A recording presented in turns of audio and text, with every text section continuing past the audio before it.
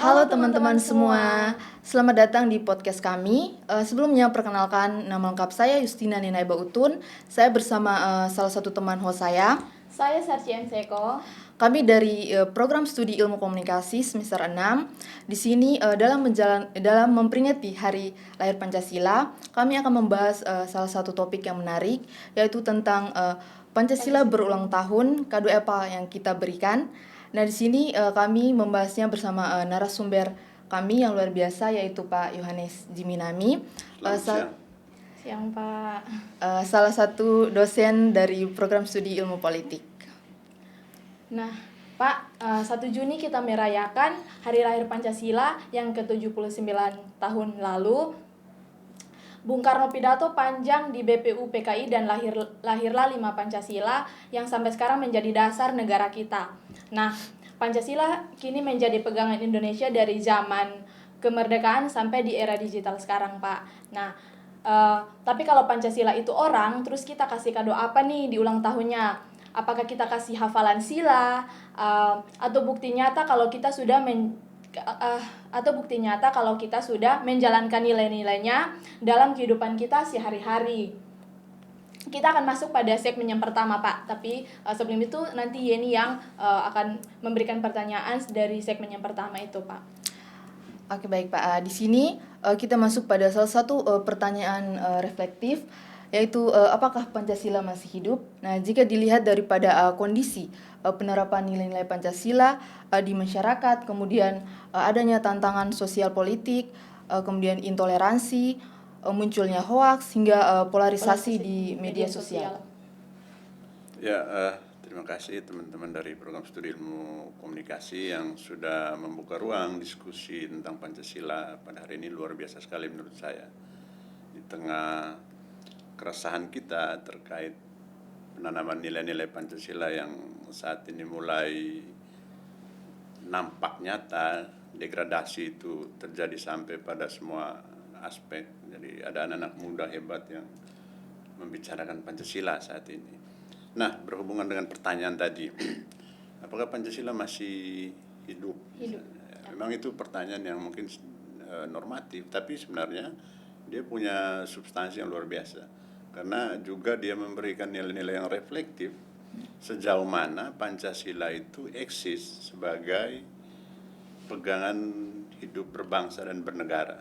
Apalagi di usia yang sudah lumayan ya, 79 Iya, Pak, tahun. 79 tahun.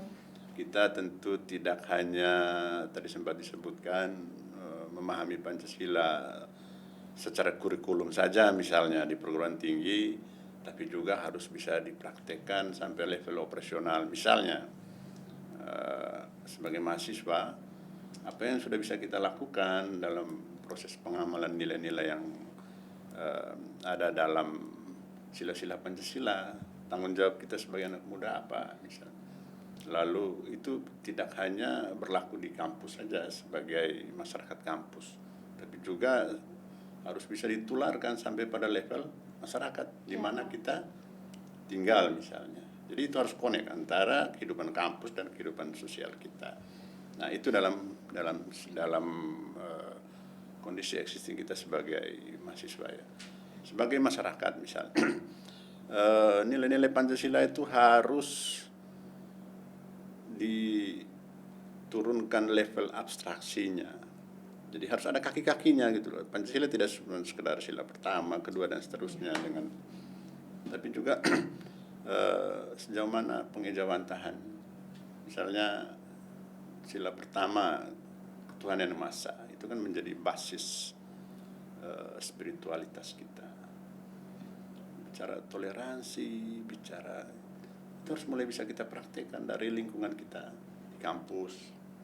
Jadi tidak hanya sekedar memahami toleransi pada payung besarnya saja antara satu suku dengan satu suku yang lain, satu agama dengan agama yang lain, tapi juga jangan jauh-jauh teman kamar kosmu saja itu juga bagian dari personalisasi dari toleransi. Itu gitu loh. Atau teman kelasmu misalnya, ada teman kelasmu yang hari ini tidak masuk kampus. Kamu punya niat tidak untuk mengetahui dia ada di mana hari itu misalnya.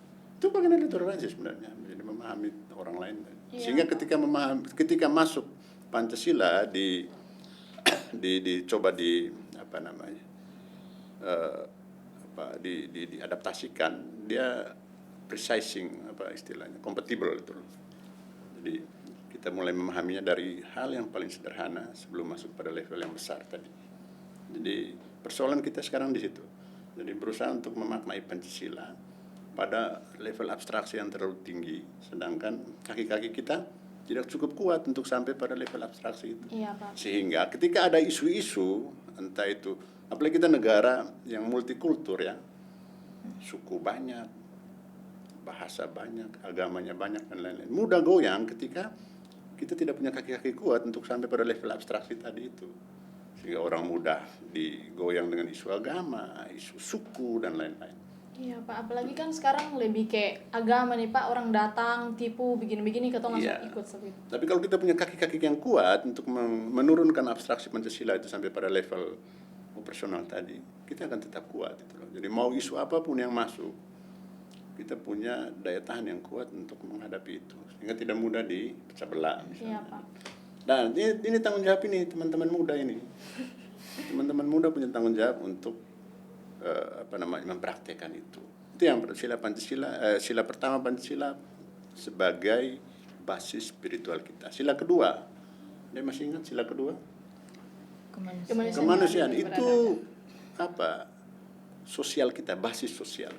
Jadi kemanusiaan itu diukur bagaimana kamu bisa menghargai orang lain.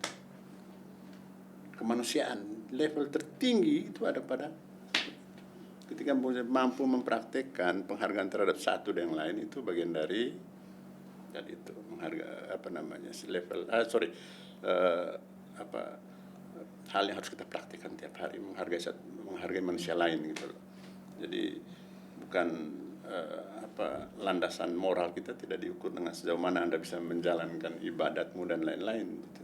Tapi juga bagaimana menghargai manusia satu dan manusia yang lain sama seperti kita menghargai diri kita sendiri. Iya, Pak. Bicara tentang cara menghargai nih, Pak. Apalagi sekarang kita di era Gen Z sekarang nih, Pak. Kalau omong tentang menghargai, lebih kayak pertemanan itu lebih kayak toxic begitu, Pak.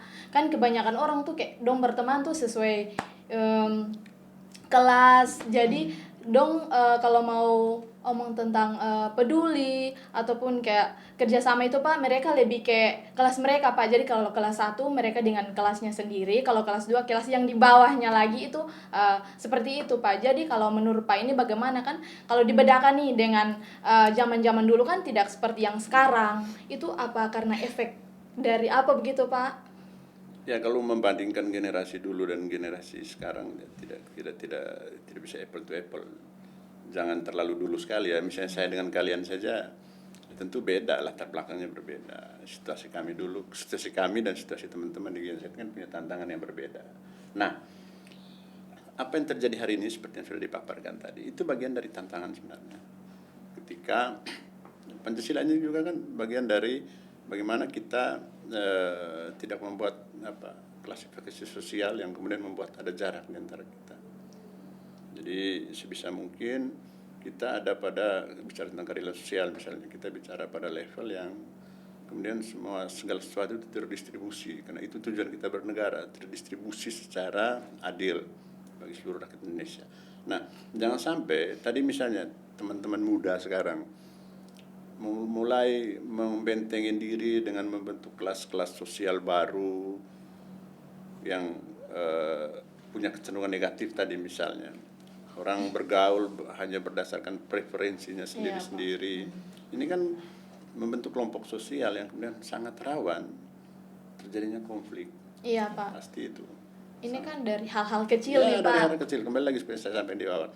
Itu kan bagian dari operasionalisasinya. Iya, Pak. Kalau kita tidak mampu, misalnya Anda boleh baca gerakan-gerakan sosial lahirnya, misalnya HAM, gender, dan itu kan lahir dari diskusi-diskusi kelas-kelas sosial itu. Nah, kalau misalnya Anda boleh baca teorinya tapi prakteknya Anda tidak lakukan, kan jadi soal ke depannya. Jadi itu harus ada operasionalisasinya. Anda belajar teorinya, operasionalisasinya juga jalan. Jadi kalau misalnya Anda mendeteksi ada kecenderungan di level pergaulan mahasiswa misalnya, ada kelas-kelas sosial seperti itu. Berarti ada kegagalan antara pemahaman teori Anda dengan operasionalisasi. Dan ini yang harus jadi evaluasi kita ke depan. Baik institusi maupun masyarakat kampusnya, sivitas akademika. Kita Oke, baik lanjut. Pak. Kalau fokus pada tadi tema kita yaitu tentang kado apa yang kita berikan. Nah, di sini seperti yang sudah Pak jelaskan tadi tentang toleransi, kemudian karakter dalam bergaul ya dengan teman-teman Teman-teman kampus. Nah, di sini ada salah satu tambahan yaitu tentang literasi digital, anti korupsi dan partisipasi politik yang sehat, Pak. Nah, bagaimana pandangan Bapak terkait ini? Ya, kita ini kan masuk pada era digital society, masyarakat digital, hampir semua hal. Bahkan orang bahkan sebagian ahli misalnya mengatakan kita lagi terancam nih dengan digital society ini, masyarakat digital. Banyak era disrupsi yang kemudian banyak pekerjaan-pekerjaan bahkan yang kemudian akan tergantikan oleh digitalisasi tadi. Saya melihat dari sisi berbeda karena digitalisasi ini kan bukan ancaman sebenarnya, itu bagian dari tantangan. Jadi tantangan dalam artian begini, ya secanggih apapun program atau apapun yang kita buat dalam konsep digital itu kan, ya kita kan yang memproduksinya kan manusia. Jadi jangan sampai kita kalah dengan teknologi yang kita ciptakan. Iya, Pak. Jadi kita harus siap untuk menghadapi itu. Itu bagian dari teknologi ini kompetitor kita. Kalau dulu kompetitor Anda, Sarci dan Yeni misalnya, kompetitor Sarci adalah Yeni. Kalau sekarang tidak lagi. Kompetitor Sarci dan Yeni itu adalah algoritma, ya kan? Jadi Anda harus paling tidak bisa berjalan beriringan dengan itu. Kalau misalnya kita menganggap itu sebagai soal masalah, kita akan dilindas oleh itu. Karena mau tidak mau dia nyata hadir di depan kita. Nah, itu yang pertama, kita harus siap menghadapi situasi itu. Yang kedua, pemanfaatan digitalisasi dengan yang cenderung digunakan untuk hal-hal negatif, hoax dan lain-lain. Nah, ini yang harus penguatan literasinya itu harus jalan. Jadi literasinya itu bukan cuma ada pada level masyarakat, tapi juga ada pada level pemangku kepentingan lain. Misalnya negara juga harus, jangan sampai kebijakan yang dihadirkan oleh negara itu kan kemudian karena minimnya partisipasi masyarakat terhadap perumusan kebijakan kemudian menimbulkan gejolak gitu. Berarti ada persoalan di situ. Persoalan karena partisipasi yang tidak jalan, yang bisa jadi identifikasinya akibat dari literasi yang mandek tadi. Masyarakat coba dikasih literasi, tapi para pemangku kepentingan, pemangku kebijakan tidak ada pada ruang yang sama. Jadi dia tidak ketemu, satu jalan ke kiri, satu jalan ke kanan. Jadi selalu jadi ada problematik yang kemudian lahir dari tadi itu, literasi digital kita yang tidak jalan lewat media sosial dan lain-lain. Lalu yang berikut partisipasi politik ya, partisipasi masyarakat. Partisipasi politik masyarakat itu kalau selama ini kan ada kecenderungan orang membacanya melalui angka-angka statistik. Iya, Pak. Nah, angka-angka statistik ini kan dia sampling ya, tanpa kemudian menegasikan proses-proses metodologinya. Tapi kalau bicara tentang masyarakat, saya lebih tertarik mendiskusikannya ada pada level by name, by address. Jadi satu orang dengan alamatnya masing-masing, dengan nicknya masing-masing. Jadi kalau kita di dalam ruangan ini ada 10 orang, tidak bisa sampelnya untuk menyatakan kita ini sehat, ambil 2 orang saja, Sarci dan Yeni saja tidak bisa. Iya, Pak, 8 orangnya karena tidak. ini bicara manusia gitu. Iya, Pak. Bahwa mereka sudah makmur, tidak bisa. Karena bicara manusia, 8 orang ini harus hidup semuanya. Nah, disinilah kegagalan angka-angka tadi yang disebut statistik itu tadi, untuk melihat bagaimana situasi masyarakatnya saat ini. Oleh karena itu, saran saya bicara tentang partisipasi masyarakat, pasti publik, baik itu di pembangunan, di pemilu, dan lain-lain. Jangan dilihat hanya dari sisi statistik saja. Statistik ya. Jadi harus digali partisipasi sampai pada level yang paling kecil. Kecil. Toh pemerintah juga punya level pemerintahan sampai level yang paling kecil. Iya, Pak. Tinggal di stimulus saja sehingga bisa bekerja dengan maksimal. Nah, kalau ini semua jalan, teman-teman, kita sudah bicara Pancasila pada level yang lebih dewasa. Jadi 79 tahun menurut saya itu usia yang kita sudah harus bergeser dari Indonesia yang prosedural ke Indonesia yang lebih substantif. Begitu, Yeni. Siap. Baik, Pak. Itu mungkin segmen yang kedua yang tadi Pak sudah bahas. Sekarang kita masuk pada segmen yang ketiga, Pak, itu tentang peran anak muda. Kita anak muda zaman sekarang nih, Pak. Jadi, membahas tentang ini, kontribusi mahasiswa dan generasi muda dalam menjaga nilai Pancasila di era digital ini termasuk melalui media sosial, pendidikan, maupun gerakan sosial, Pak. Mungkin Pak bisa menjelaskan tentang itu. Ya, anak muda pemilu 2029, 2031, bahkan bukan cuma teman-teman yang Gen Z ya, nanti Iya. Gen Alpha sudah mulai Iya, Pak. jadi pemilih nanti. Nah, kalau situasi kita tidak segera kita refleksikan, ya teman-teman Gen Z maupun Gen Alpha bahkan hanya sekedar jadi pasar politik saja. Anda dirayu-rayu hanya untuk nyoblos gitu. Lalu tidak tahu mau buat apa setelah itu. Nah, ini yang tidak boleh terjadi ke depannya, sehingga peran kampus itu penting menurut saya, dan terus para pemangku kepentingan lain, dan tidak boleh apatis. Anda tidak boleh apatis terhadap politik. Jadi politik itu pengetahuan umum saja sebenarnya. Anda juga harus peduli, punya kepedulian bicara tentang itu. Jangan hanya teman-teman mahasiswa ilmu politik misalnya, harus punya kepedulian, karena apapun yang kita jalankan atau kita proyeksi masa depan kita itu kan sangat bergantung pada kebijakan-kebijakan politik, sehingga kepedulian itu menjadi penting. Jangan biarkan ketidakpedulian kita kemudian melahirkan orang-orang jahat lah yang menjadi pemimpin kita dan punya kecenderungan mengarahkan kita sesuai dengan kepentingan mereka. Iya, Nah, Pak. tentu kita tidak mau seperti itu. Sehingga saya pikir apa yang teman-teman lakukan hari ini, podcast, itu sudah sesuatu yang luar biasa.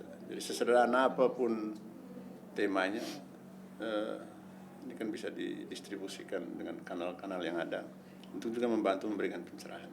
Iya, Pak. Maksudnya dari podcast kami ini seperti itu, kayaknya generasi-generasi sekarang itu jarang, Pak, melakukan hal seperti ini. Ya.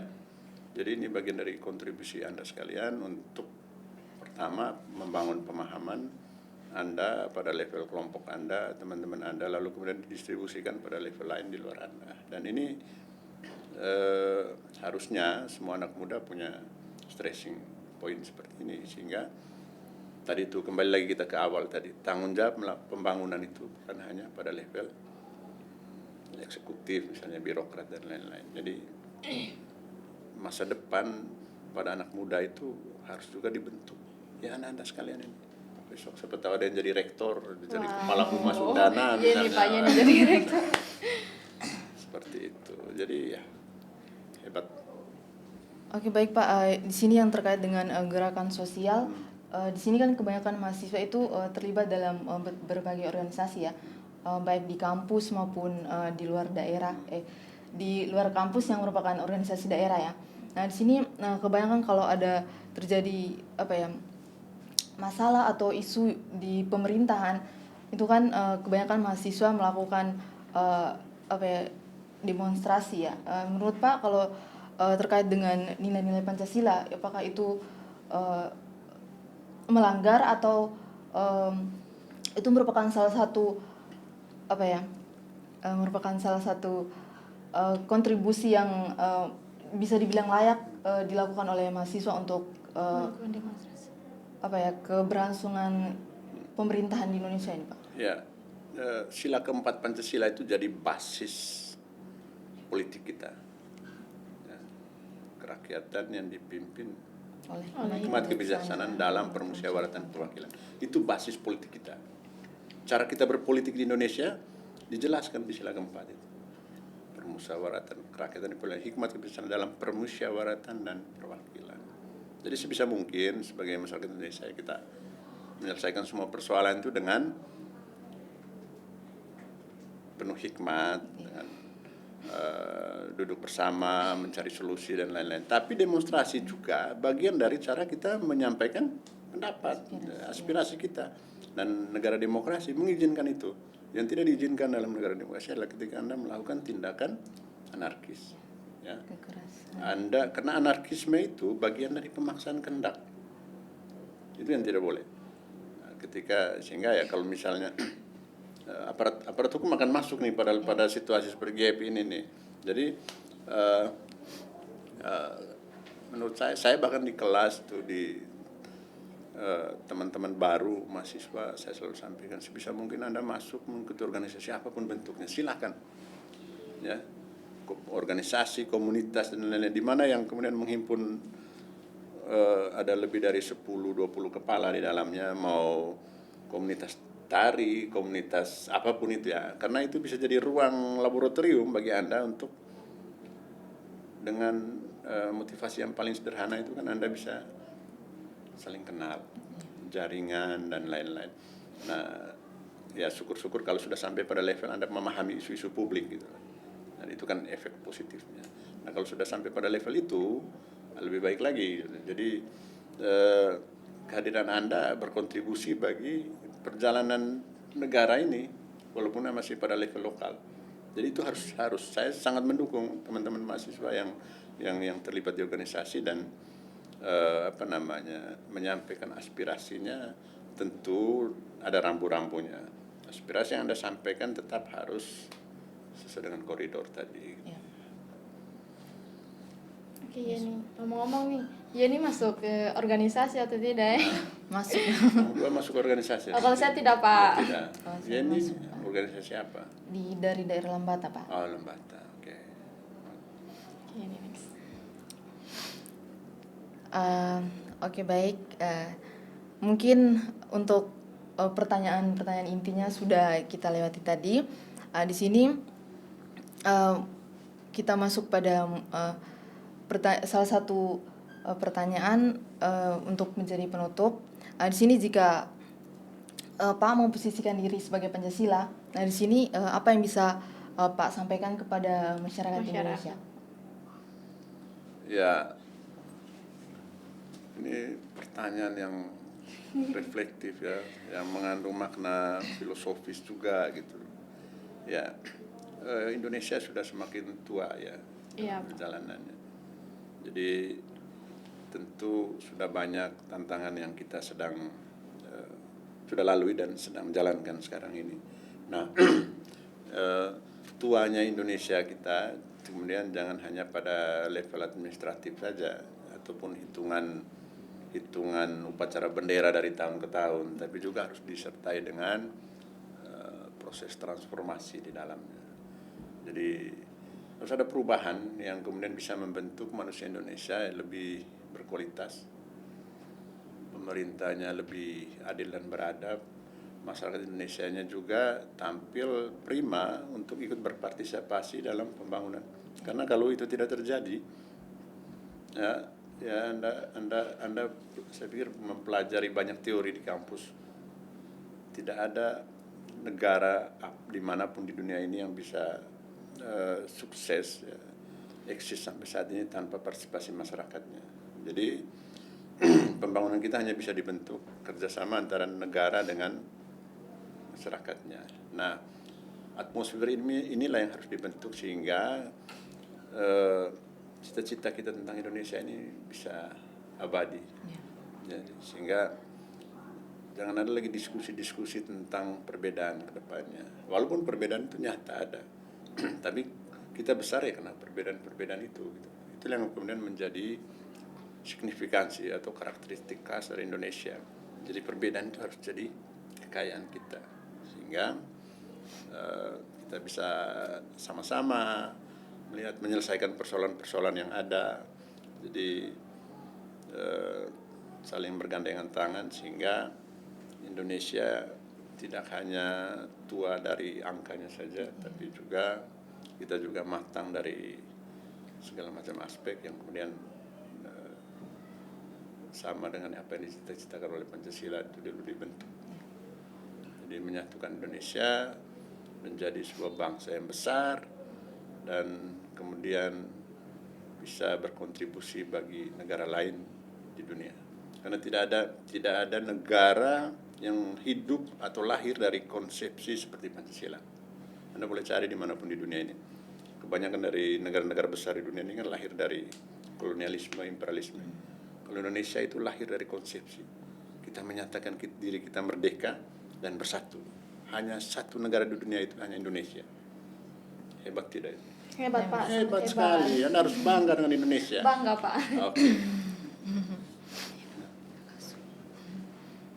Oke Pak, sebelum kita ada dalam penutup podcast ini Pak, mungkin di meja ada snack Pak. Oh iya, terima kasih. Ya Pak. Kami mengucapkan terima kasih banyak kepada Pak Jimmy yang sudah meluangkan waktu untuk hadir dan menemani kami di podcast kami hari ini. Terima kasih banyak Pak. Jadi Pancasila bukan hanya untuk diperingati, tetapi juga wajib untuk dijalankan ya teman-teman.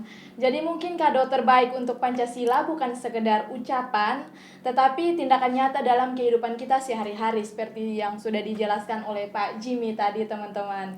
Nah, dengan kesimpulan singkat tadi, maka berakhir sudah podcast kita hari ini. Terima kasih kepada Pak Jimmy tadi sudah saya sampaikan. Nah, di hari ulang tahun Pancasila ini, harapannya semoga apa yang kita bahas tadi di podcast ini dapat menjadi refleksi bagi kita semua, khususnya warga negara Indonesia dan teman-teman semua yang di luar sana, teman-teman kelompok kami. Terima kasih. Semoga teman-teman bisa belajar dari apa yang sudah tadi kami bahas bersama Pak Jimmy. Dan Pancasila akan terus hidup di hati kita masyarakat Indonesia. Terima kasih untuk semuanya yang sudah memohon. Terima kasih untuk semuanya yang sudah menonton podcast kami. Teman-teman teman-teman dapat sharing hal-hal apa saja yang sudah dan akan teman-teman berikan dalam memperingati hari lahir Pancasila. Terima kasih dan sampai jumpa semuanya.